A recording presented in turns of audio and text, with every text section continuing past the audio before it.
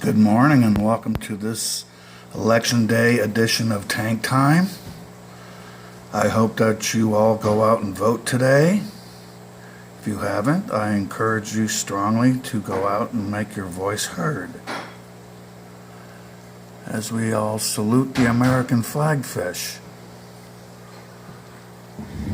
As you can see, he's still fanning the nest. I don't know whatever became of the eggs. But, let's see if I can see anything. Well, that doesn't work. I see 1 and 2. I see a few in there. There's a little too much glare, but look at those colors coming out in them. Wow.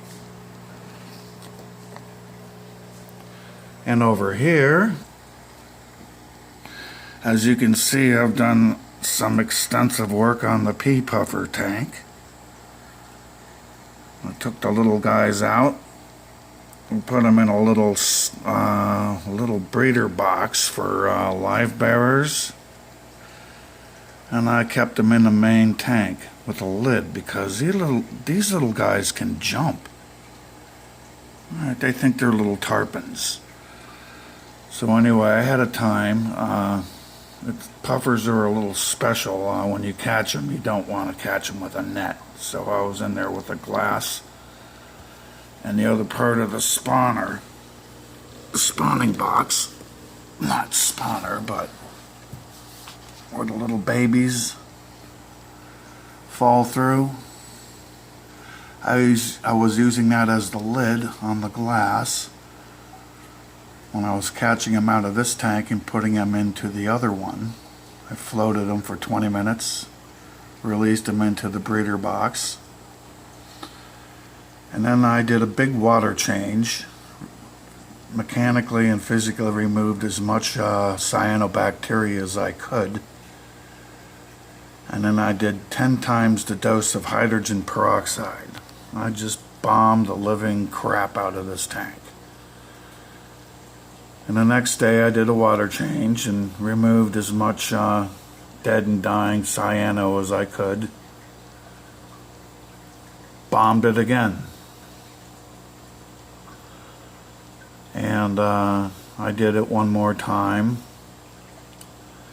And yesterday I went to do my final water change. And I completed that. I put the carbon and the filter back in. I swapped the 2 filters between this one and the flagfish so I can reseed this tank because hydrogen peroxide also will kill beneficial bacteria. So anyway, I had a little drama. Turns out those little guys, I had like a little styrofoam lid on the breeder box so they couldn't jump out into the main tank.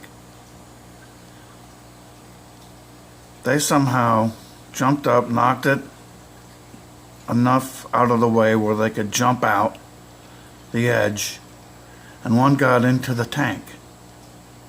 The other one tried but stuck to the side of the big aquarium. So I nudged them back into the breeder box, and I rounded those 2 up, bagged them, and folded them in here.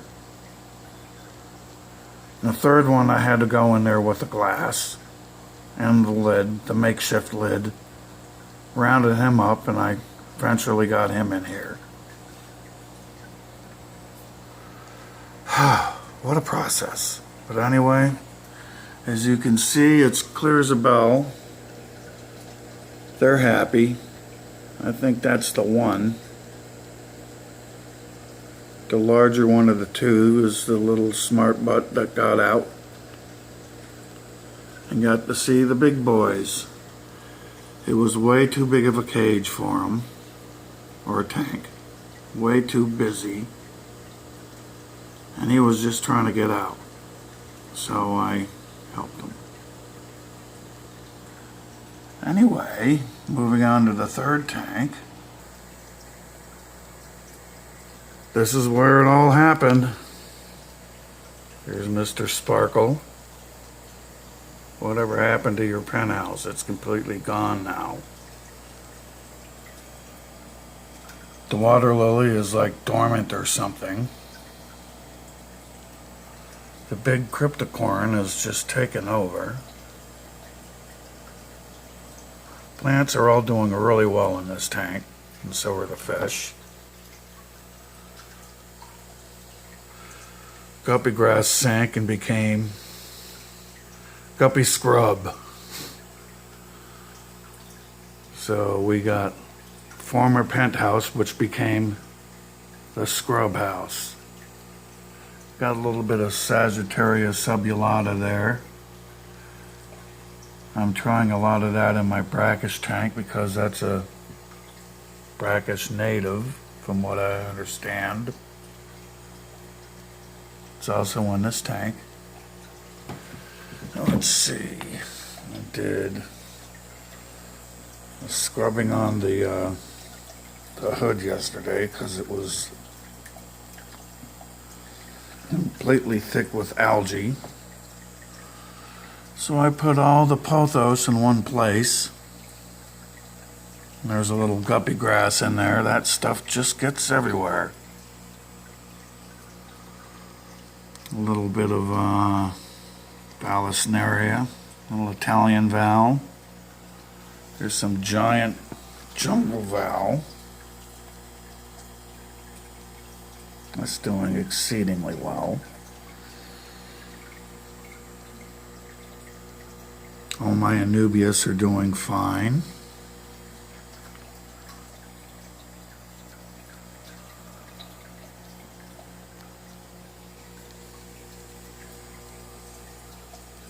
Moving on to the fourth tank. The little guys are growing leaps and bounds day by day.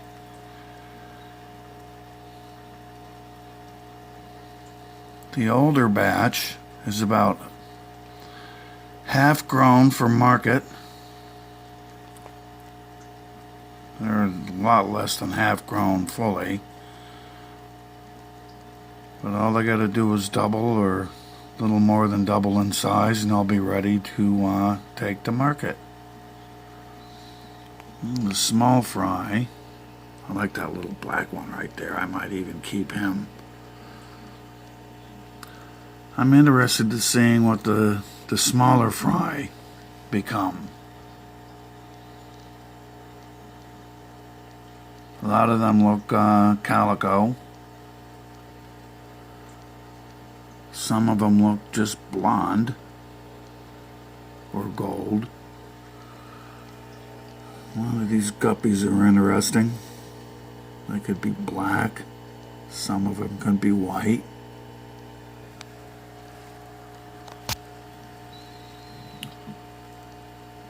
Lots of guppy grass to choose from whenever I need to rebuild the penthouse and the main tank.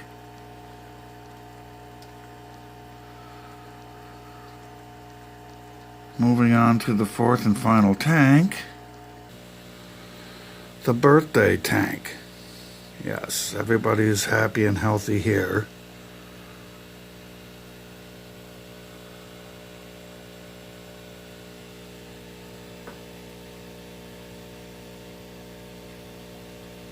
A lot of guppies in there. There's the night goby. They all had their bloodworms this morning. Tomorrow they shall have brine shrimp, and then after that, Daphnia. Glassfish, right there. Indian glassfish.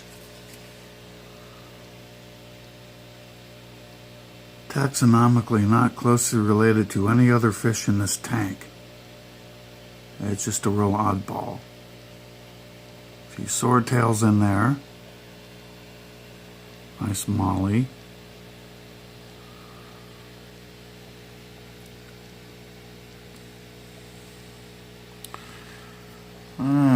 Pink is here somewhere. He's behind the curtain now. Oh, there he is. He just nabbed himself a nice little Malaysian trumpet snail, and there he is.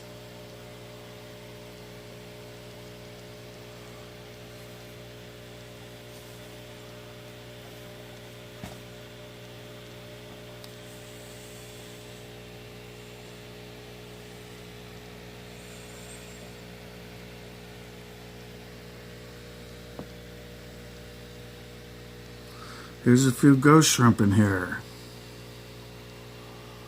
A little bit of habitat enrichment. Somebody scares one up and then it's like up for grabs. Between the night goby and the puffer, those little guys don't stand a chance. The night goby, I think, gets most of them because he's faster. But the puffer's smart. There's a little bit of guppy grass in this tank too, and it's doing well. There's that Sagittarius subulata. It's doing well. There's that nice little koi swordtail.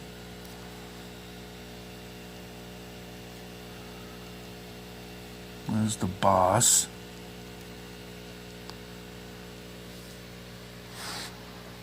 He's the boss of all the swordtails. Nice little black lyre-tail molly.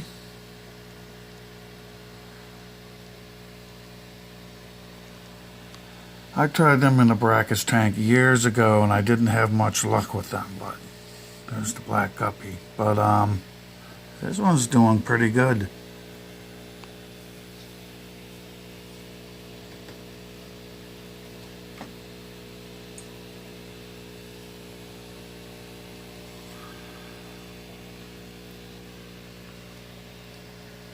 There's a shrimp. You better watch out there, buddy. Your days are numbered.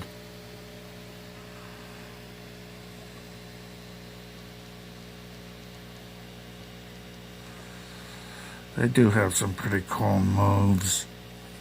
I watched one in the main tank out in the living room. Flew out from a leaf towards about 3 o'clock. Grabbed something minuscule out of the water column, and then settled down on a rock directly beneath him at about 6 o'clock, making a complete right angle in the entire maneuver. Very elegant. Very deliberate.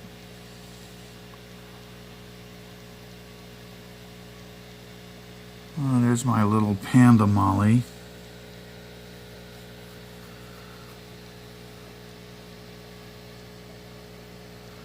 Well, that about wraps it up for this edition of Tank Time.